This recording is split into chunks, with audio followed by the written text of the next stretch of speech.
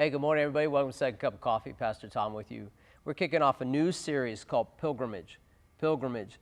I get this out of Psalms 84, verse 5.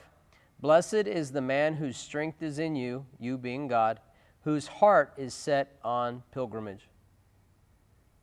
Is your heart set on a pilgrimage? I don't know if you've ever had a chance to read Pilgrim's Progress. I read it as a kid. We had to do a school project and draw the pictures and do all of those things. And it's an allegory written by a man named John Bunyan, who wrote it in prison.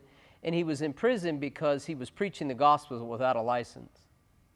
And I think he was in prison, I want to say 17 years. I may have those years wrong. But he wrote this allegory called Pilgrim's Progress. And it's about receiving Christ and then walking out the pilgrimage. If you've never read it, or if you read it as a child like I did, read it again as an adult. I just finished it last year. And the amount of spiritual depth in it is a little overwhelming. It's very convicting, but it's very, very good. I want to ask you, not just are you walking with God, but is your heart set to do it? Sometimes we get a little disheartened because of difficulties, because of things that we walk through, because of promises we thought were coming that didn't, disappointments, different things like that. And our heart can get off of the pilgrimage.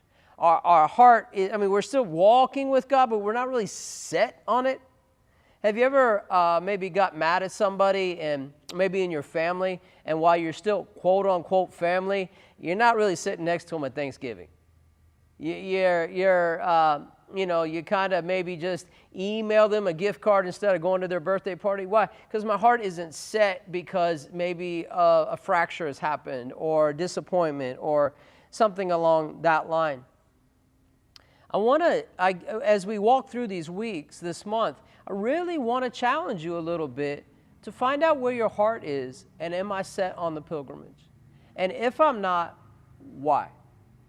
Because next week, as we begin to read down through verses 6, 7, and beyond, you're going to see that there is markers that mark your life if your heart is set on the pilgrimage. And I want to see you walk in those things because they benefit the people that are around you, and they can begin to see the goodness of God in the land of the living.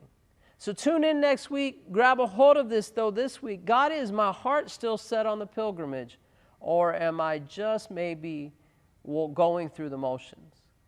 If I am, God, why am I? Walk with Him through that. Repent if you have to. Let's get back on pilgrimage, because there is a world out there that needs you to be who God's called you to be. And one of those first places is to have a heart set for the pilgrimage that is going towards home. If this meant something to you, please share it. Grateful for wherever you find us, and we will talk to you soon.